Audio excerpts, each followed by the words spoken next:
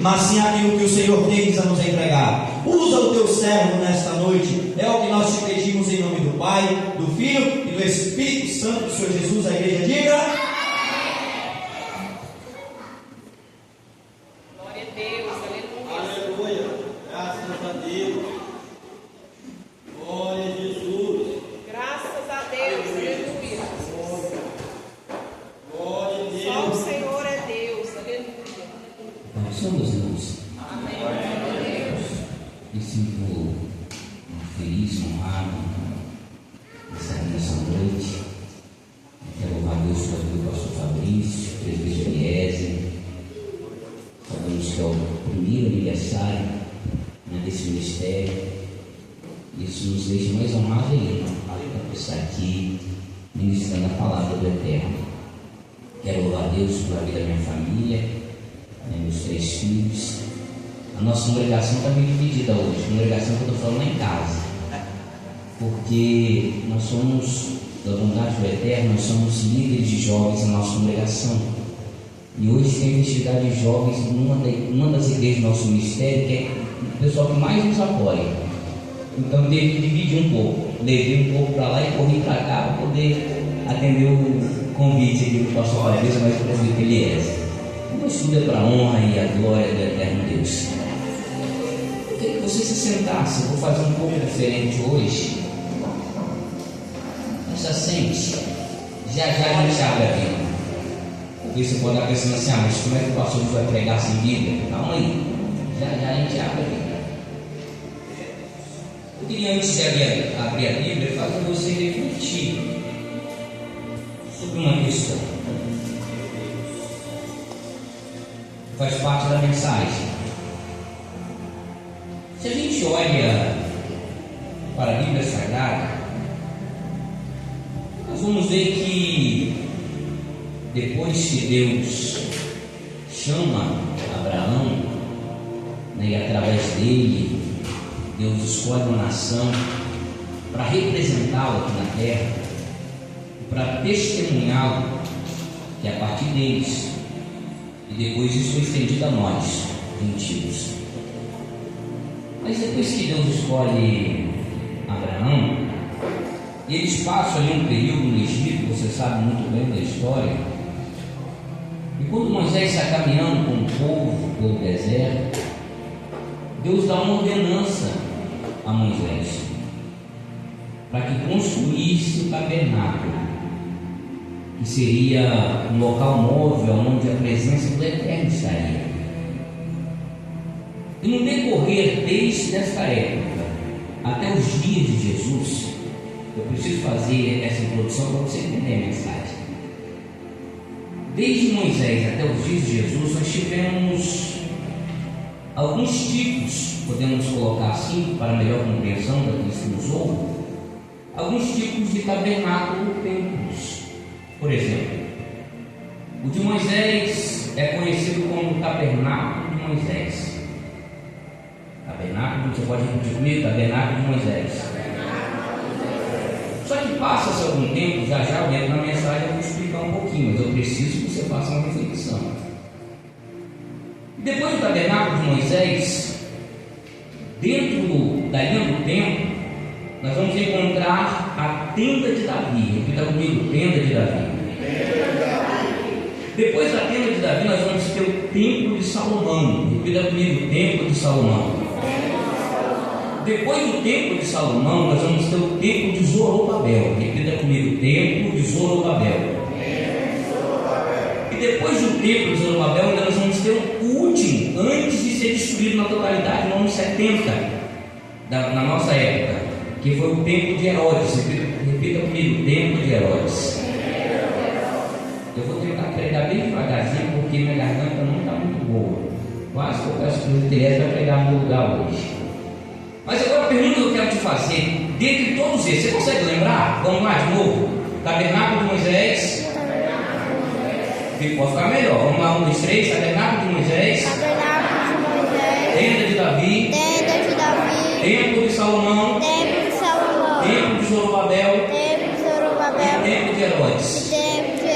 E agora eu preciso que você me responda: Quais desses templos, vamos colocar templos, é bem verdade que alguns eram tabernáculos, outros tendas, mas vamos colocar templos. Quais desses templos Deus mais se agradou? E aí? Se você não quiser responder, talvez por medo de ficar constrangido, não precisa, mas eu queria que você refletisse aí. Davi. Onde você está? Davi. Quais desses templos Deus mais se agradou? De Davi. Davi. Moisés, a maioria disse Moisés. Davi. Quem acha que foi de Moisés? Levanta a mão. Alguém tem outra resposta? Davi. Lembra de Davi? Davi. Tem Davi, 1, 2, 3, 4. Salomão. Templo de Salomão, irmãos. Grandioso templo de Salomão. Templo de Zorobabel. O templo de Zorobabel, Deus usa o profeta Ageu dizendo que a glória dessa casa seria maior do que a primeira. Olha, que responsabilidade. E o templo de Herodes? Esse daí foi o pior. Você sabia que a Bíblia ela responde essa pergunta que eu lhe fiz? Abra sua Bíblia aí, livro do profeta Ageu. Olha, Amós, por favor.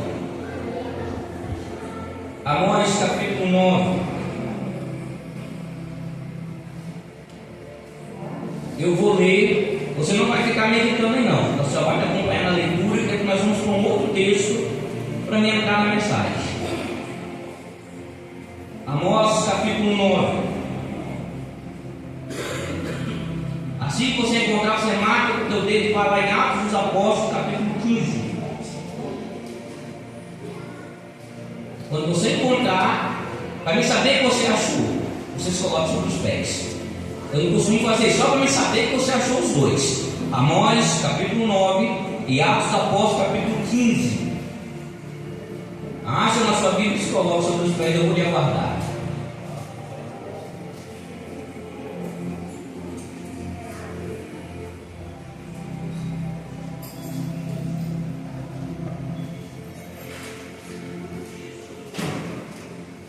Profeta Amós, capítulo 9 e Atos dos Apóstolos, capítulo 15.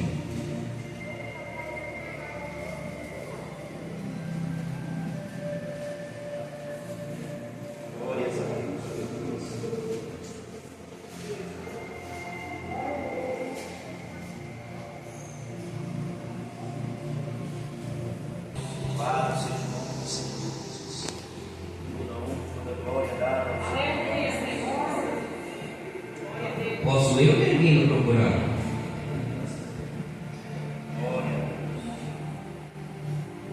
Vamos lá, Amós capítulo 9, a partir do versículo 9.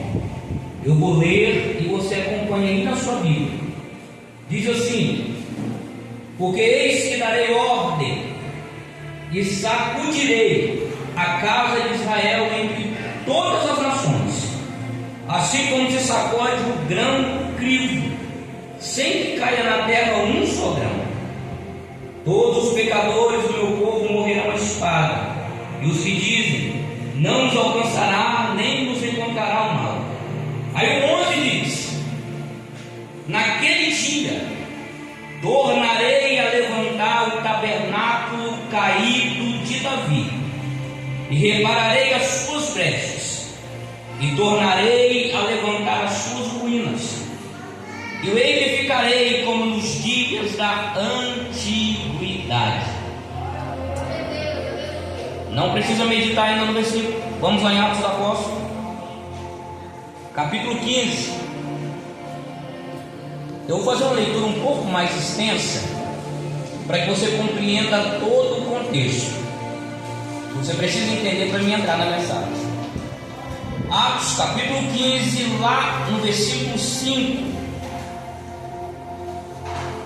diz assim: alguns, porém, da seita dos fariseus que tinham crido, se levantaram dizendo que é mister secundá-los e mandar-lhes que guardassem a lei de Moisés. Congregaram-se, pois, todos os anciões para considerar tal assunto. Olha aqui para mim. Estava tendo uma contenda entre os bispos da igreja. Aqui encontra-se o primeiro concílio de Jerusalém, onde os bispos iriam se encontrar para decidir algo que estava acontecendo. Então presta atenção, Deus está dizendo: congregaram-se, pois, os apóstolos e os anciões para considerar este assunto. Qual era o assunto que estava em discussão?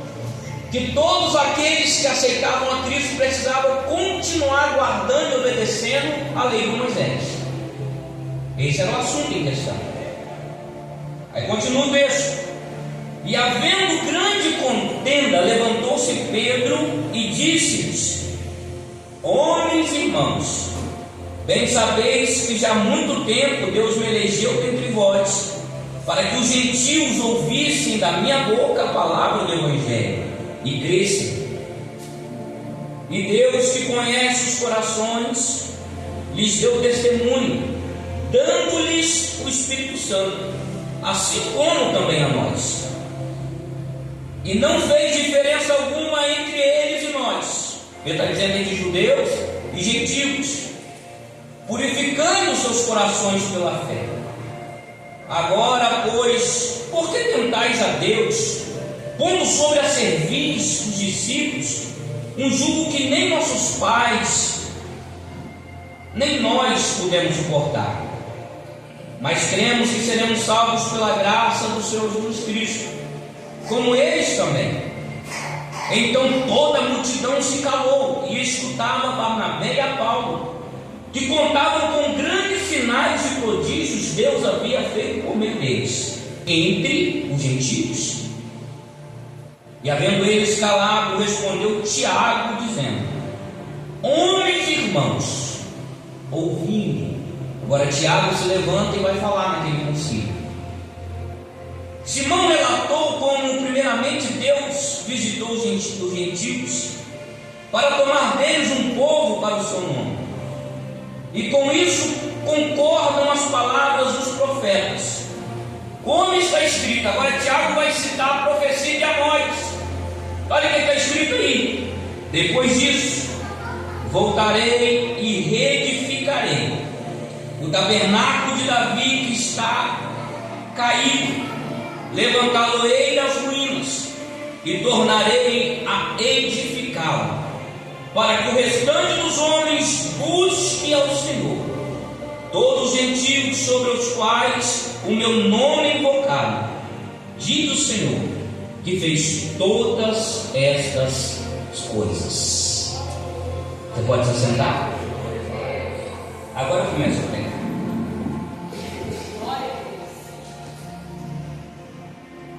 Você percebe que a Bíblia ela mostra qual foi o templo, entre aspas, que Deus mais se agradou.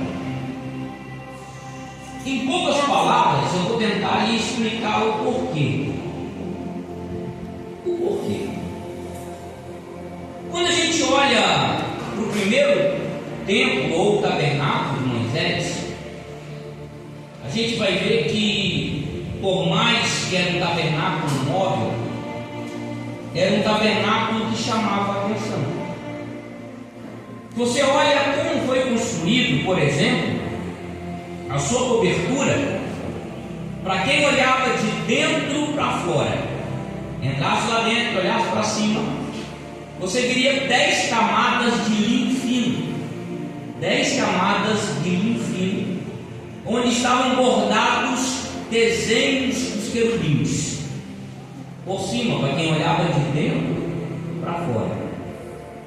Depois dessas 10 camadas de linhos finos, você vai ver as camadas de pelos de cabra. Tudo isso está na Bíblia. Por cima da camada de pelos de cabra vinha a terceira camada, que era a camada de peles de carneiro. Depois da camada de pele de carneiro, tinha por cima a camada de pele ou couro de animais marinhos, como os texugos. Então, por mais que era um tabernáculo móvel, poderia montar e desmontar. Era uma coisa, olhando para os nossos dias, luxuosa. Coisa que o homem, no seu natural, não conseguiria fazer. A Bíblia diz que Deus revela a Moisés aquilo que era uma miniatura de um tabernáculo que existe na eternidade. Ali era só um molde daquilo que existe na eternidade. E Moisés cumpre cada detalhe que Deus mostrava a ele. Só que eu preciso chamar a sua atenção para um detalhe. Você precisa gravar isso, no decorrer da mensagem eu vou falar sobre isso. No tabernáculo de Moisés, somente quem tinha acesso ao tabernáculo de Moisés está dividido em 3 partes. Eu não vou me pegar muito aqui porque tem mais coisas a se falar. Mas era o átrio, o lugar santo e o lugar santíssimo. O átrio era o lugar onde fazia-se o sacrifício. Estava ali o altar de sacrifício. Só que todos esses lugares ele era cercado. Eu não sei se você já teve curiosidade de olhar fotos, ou vídeos do tabernáculo, ele era fechado. E as únicas pessoas que tinham acesso a adentrar a esse tabernáculo, mesmo que fosse no átrio, eram somente os levitas e sacerdotes. Eu chegava para ofertar a Deus, eu ficava só na porta, entregava a minha oferta, devolvia o meu dízimo para o sacerdote, para o levita, e daí eu voltava. Eu não tinha acesso nenhum ao tabernáculo, somente o levita e o sacerdote. E vale lembrar você que o único que tinha acesso ao lugar santíssimo, onde estava a arca da aliança, representando o Deus Todo-Poderoso, era o sumo sacerdote, que só adentrava lá uma vez ao ano. Uma vez ao ano. Para se encontrar com Deus, para pedir perdão pelos meus pecados, pelos seus pecados, estou fazendo isso para você poder entender naquela época. E depois retornar e dizer: olha, Deus recebeu o nosso sacrifício. Assim era o tabernáculo de Moisés. E como era o templo de Salomão? O templo de Salomão, em falando de luxo, de beleza, nem se compara ao tabernáculo de Moisés. O templo de Salomão era feito de blocos de pedra, tiradas com muito cuidado. E detalhe, não era só pedra, ele era revestido de ouro por dentro e por fora. Tanto por dentro como por fora, nas pedras, os blocos de pedra era ouro puro. Por dentro, quando você olhava para cima, era desenhos de anjos esculpidos em ouro. As romãs, os detalhes dos galhos, era tudo feito em prata, ouro e bronze. Uma luxuosidade a qual todos que visitaram ficaram de queixo caído.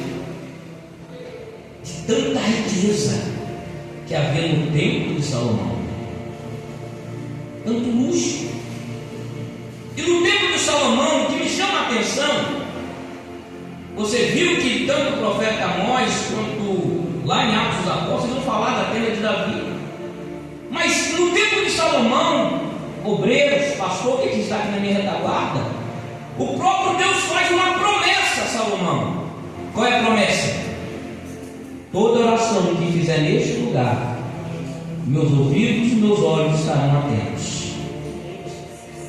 Deus faz essa promessa para Salomão, quando ele vai inaugurar o templo. Porém, no templo de Salomão, assim como no tabernáculo de Moisés, havia uma restrição. Agora, lembra que no tabernáculo de Moisés você não poderia nem entrar no átrio. Você lembra disso ou não? Você não poderia entrar no átrio. Agora, no templo de Salomão, somente os judeus poderiam entrar no átrio. Átrio era o lugar do sacrifício, onde estava o altar de sacrifício. Então os judeus poderiam entrar no átrio. Porém, os imigrantes, os outros povos não poderiam entrar, ficavam na porta. Não tinha acesso ao átrio do templo de Salomão. O templo de Salomão é parcialmente destruído. O povo vai e fica 70 anos na Babilônia. Quando retorna, eles começam a reconstruir o templo. Você vai encontrar essa história em Neemias, Esdras, E quando o povo começa a reconstruir o templo, a Bíblia diz que eles desanimaram, achando que não mais teria a grandiosidade do templo de Salomão. Aí Deus levanta o profeta Ageu e disse: olha, continua, porque a glória desta casa será maior do que a da primeira, diz o Senhor. Aí parece dar um nó na nossa cabeça, porque se a gente olha para o tabernáculo de Moisés e vê que foi feito segundo Deus ordenou a Moisés aquilo que está na eternidade, olha para o templo de Salomão e vê a luxuosidade, a riqueza a qual foi construída, e Deus falando que ouviria a oração que era feita naquele lugar. Olha para o tempo da reconstrução de Zorobabel, e Deus dizendo: olha, a glória desta casa será maior do que a primeira, diz o Senhor dos Exércitos. Aí agora vem Herodes e constrói o grande templo. Eu não sei se você consegue fazer essa comparação, mas o templo de Herodes, segundo a história, ele cabia mais de 150 mil pessoas, dividido em atos. Tinha um lugar só de homens, um lugar só de mulheres. Então o templo é enorme, tanto que os discípulos olham para Jesus e dizem: Senhor, você já olhou esse templo? Olha que beleza, olha como é grandioso. Os discípulos empolgados com o templo de Herodes, e Jesus olha para aquele templo e diz: não ficará pedra sobre pedra que não seja derribada. É bem verdade que Jesus estava tendo a revelação do que aconteceria no ano de setembro, quando Tito Vespasiano entraria, invadiria Jerusalém e destruiria tudo. Quando a gente olha, o porquê então a tenda de Davi? Eu preciso entrar um pouquinho na história para lhe contar.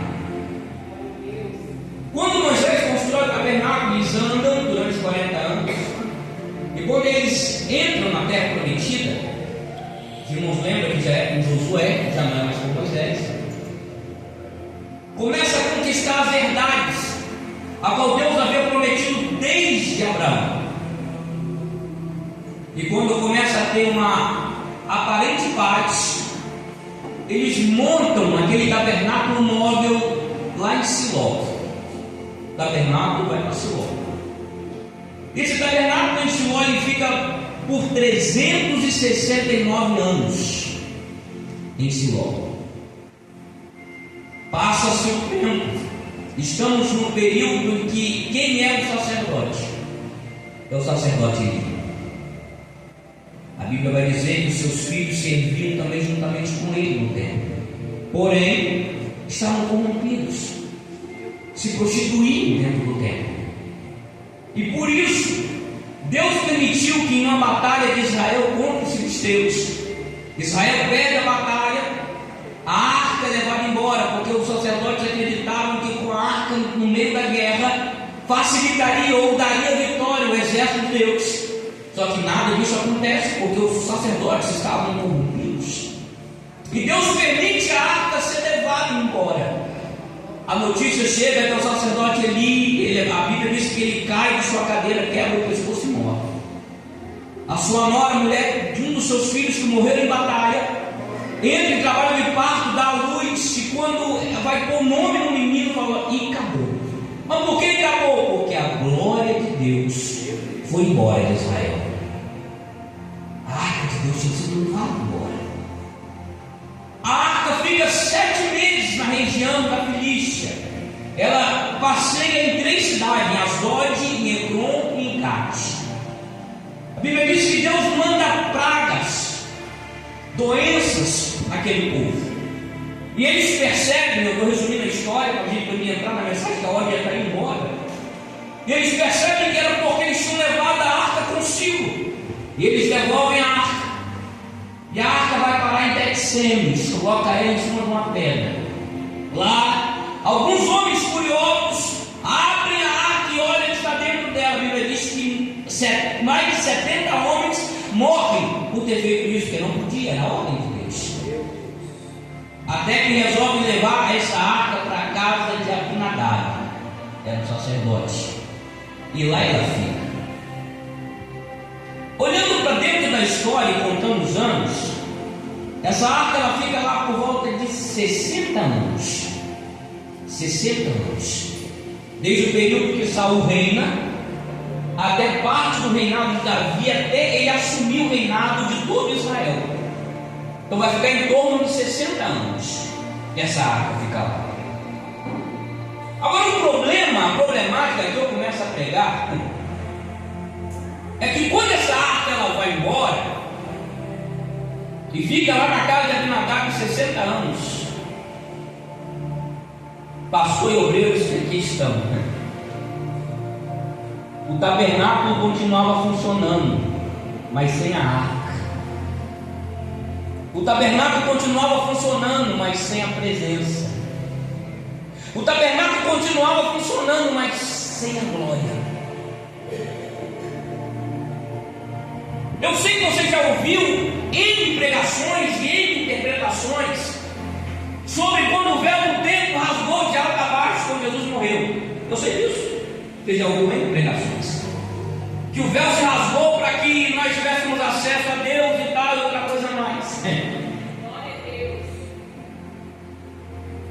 Não crucifique o pensamento desse pregador, mas tinha um outro motivo por que o véu do templo se rasgou. É para revelar que tudo aquilo que estava acontecendo era apenas teatro, porque a arca não estava mais lá. Desde quando Israel foi levado para a Babilônia, não encontraram mais a arca. A arca não estava no lugar santíssimo, não tinha mais a arca. Então, quando o véu do templo rasga, revela que eles são os santos dos santos, não havia mais a presença. Não tinha mais a presença lá dentro. Só estava revelando que tudo aquilo que estava ali era só uma liturgia. E é justamente aqui que eu quero trazer a sua reflexão nesta noite. Eu preciso da sua atenção. Porque quando a arca vai embora, o culto virou apenas um protocolo. Quando a arca vai embora, cultuar a Deus tanto faz com ele ou sem ele. Que a arca tinha ido embora. Se você prestar atenção, quando você faz uma pequena pesquisa, você não precisa ser um teólogo e nem estudar teologia. Apenas um Google mesmo, você faz essa pesquisa e faz a pergunta: o que é cultuar? O que é prestar um culto? E você vai achar a resposta que culto é uma atitude, ritos pelos quais se adora uma divindade, uma expressão religiosa. Por exemplo, no candomblé, no espiritismo, seja lá onde for, eles também cultuam. Então, culto é uma expressão a qual você faz a devoção, a divindade a qual você está sendo devoto. Isso é culto. Então não quer dizer que ao você entrar dentro desse templo e você cultuar a Deus, não quer dizer que Ele está recebendo o seu culto. Porque quando Paulo escreve aos crentes lá, aos Romanos, acho que é capítulo 2, se não me falha a memória, ele vai dizer assim que o nosso culto, no capítulo 12, precisa ser racional. O que é um culto racional? Se você olhar no original grego, ao qual foi escrito o livro aos Romanos, você vai ver que racional ele tem a ver com ser coerente. Então aquilo que eu faço aqui dentro, diante de Deus, tem que ser coerente com a vida que eu vivo lá fora. Se minha vida lá fora é uma vida torta, o meu culto aqui dentro não está passando o tempo. Aleluia, Senhor. É apenas uma expressão religiosa, somente. Mas o que é adoração? Adoração é uma reverência, um respeito, admiração e uma devoção. Jesus explica isso quando ele encontra a mulher samaritana lá na beira do poço. No meio do diálogo, eu vou adiantar porque o tempo está voando, no meio do diálogo entre Jesus e a mulher fala assim: Senhor, mas eu estou confusa. Onde que é o lugar de adorar? Porque os judeus adoram em Jerusalém, nós adoramos aqui no Monte Gerizim. Onde que é o lugar certo? Deus, você está totalmente equivocado. Não existe um lugar certo para adorar, mas a sua vida tem que ser uma vida de adoração. Deus está procurando os verdadeiros adoradores que adoram o Pai em espírito e em verdade. Será se tem verdadeiro adorador aqui nessa noite?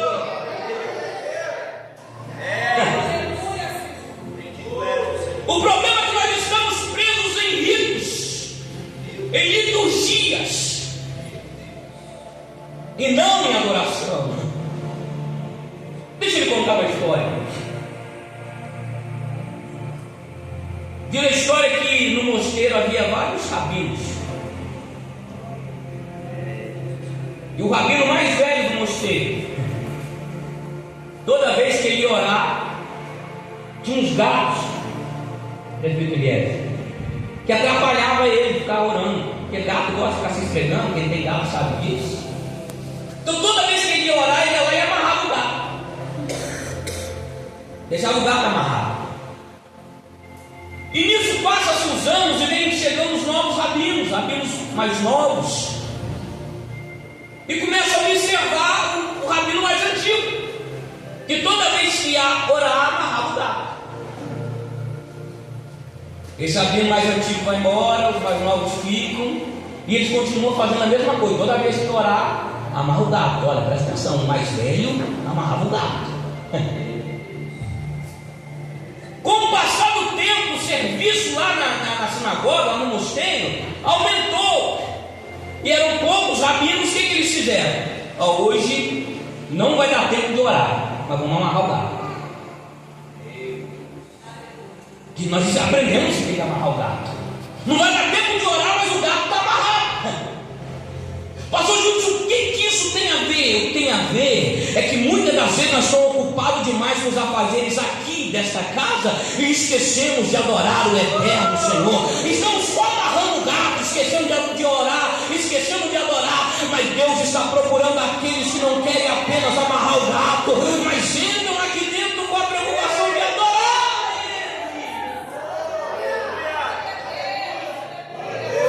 Deus não está interessado no culto, irmãos. Querido pastor, não. Ele está interessado na sua adoração. E adoração tem a ver com relacionamento. E nós nos perdemos. Escute isso é sério. Nós nos perdemos nos afazeres na casa de Deus. Porque nós fazemos demais. Nos preocupamos não que não tem que fazer. Entenda que eu não estou pegando conta de forma alguma.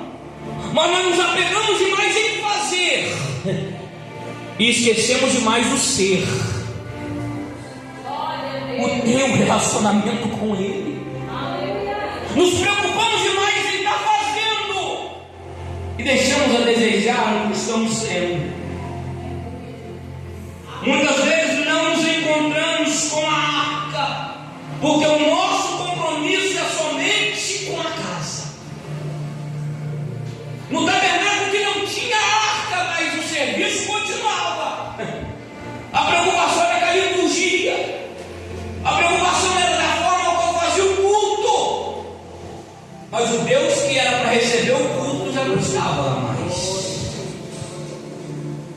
Pastor Júlio, que base bíblica você tem para isso? Olha Apocalipse, a igreja de Odisseia. Uma igreja perfeita, irmãos. Perfeita. A Bíblia diz que Jesus estava do lado de fora da igreja. Do lado de fora. Cultuava. Tinha todo o trabalho litúrgico. Tinha tudo conforme manda o figurino. Porém, Deus não estava lá para receber a oração e o culto daquele povo. Porque a preocupação era só daquilo que estava mostrando para as pessoas. Será que nós estamos sendo assim? Achamos que Deus se agrada de ritos. Entenda. O primeiro homicídio que aconteceu. O primeiro homicídio. Você lembra quem foi o primeiro homicida? Quem é que foi? Quem foi, irmão? Primeiro homicídio? Caim. Caim e Abel. Caim mata Abel, o primeiro homicídio na Bíblia. Por que tem o primeiro homicídio? Por causa de um culto. Por causa de um culto.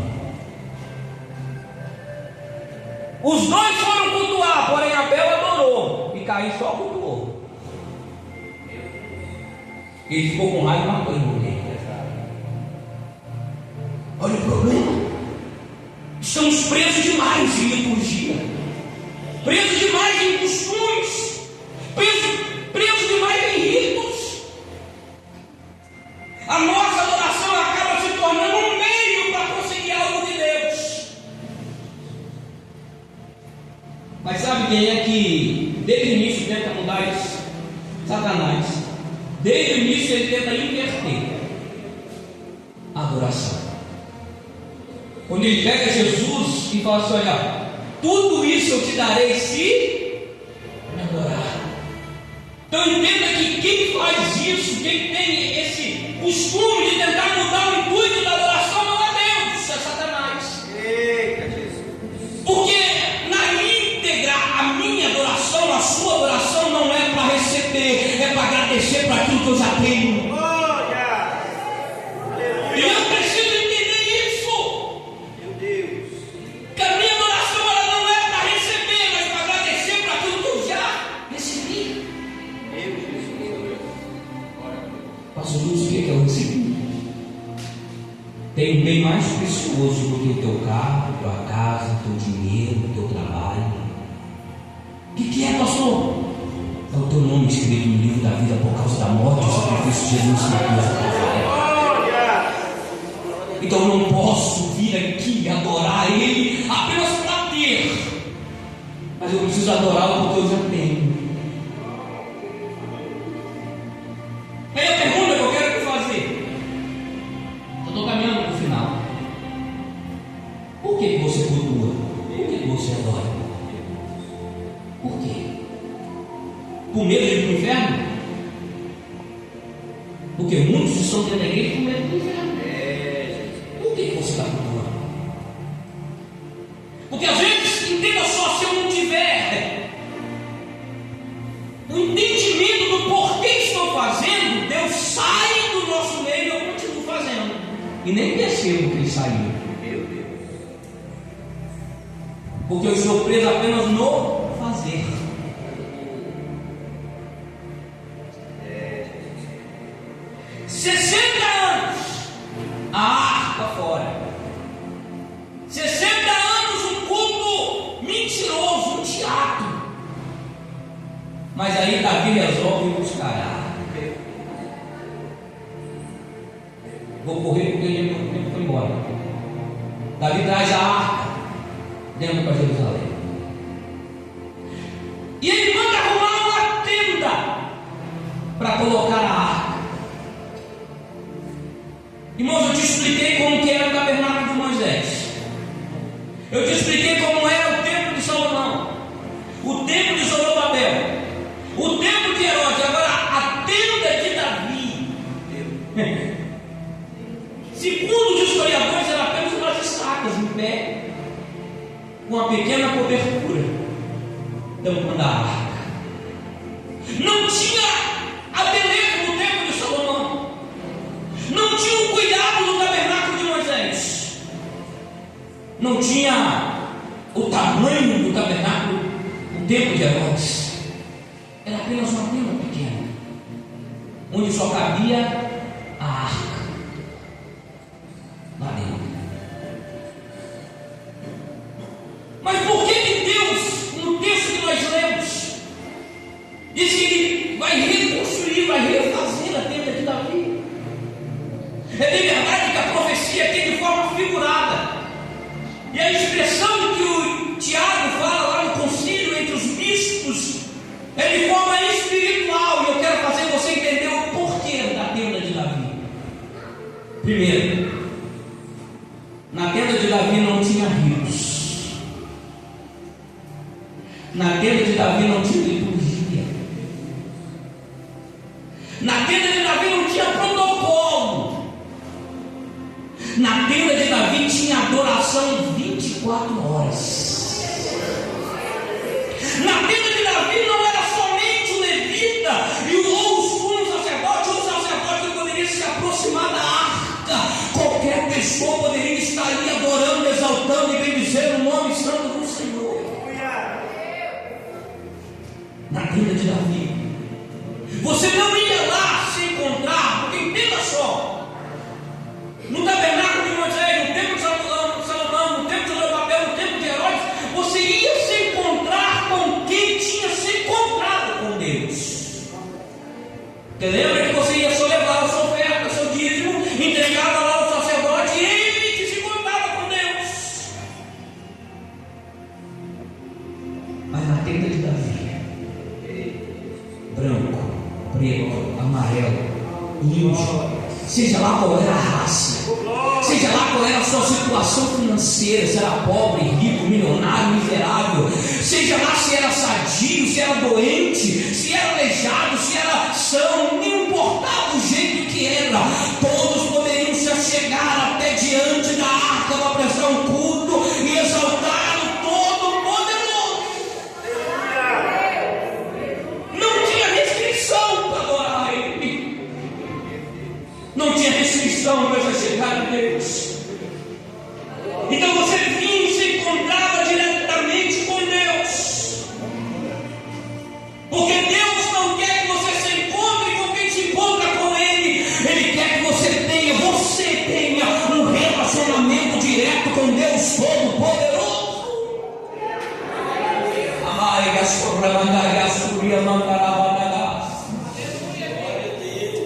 O que Deus deseja era que isso lá no concílio, eles estavam falando, é isso que o profeta Amós estava profetizando.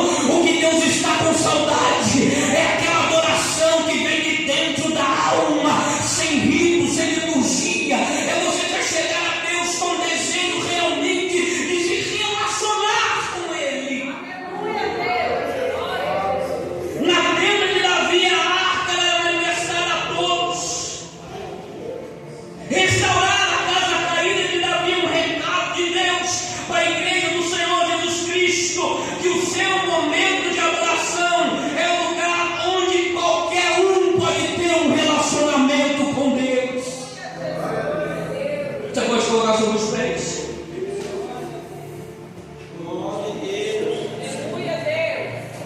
Deus está nos chamando nesses últimos dias para deixarmos de sermos espectadores, de ficar assistindo outras pessoas se encontrar com Deus. Ele está te convidando a você se encontrar com Ele na tenda de Davi.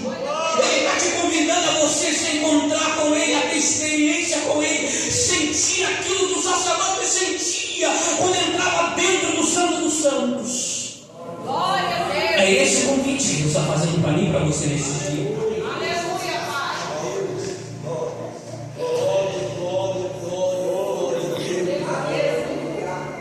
Você vai olhar, eu não vou citar as referências porque o tempo já foi embora. Mas tem no mínimo 5 referências. Glória a Deus.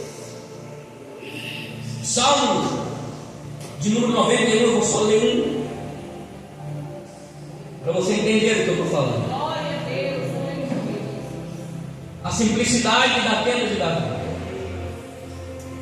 O Salmo de número 91, lá no verso 4, ele vai dizer assim: olha, Ele te cobrirá com as suas penas, e debaixo das suas asas te confiarás, a sua verdade será teu escudo e broquel.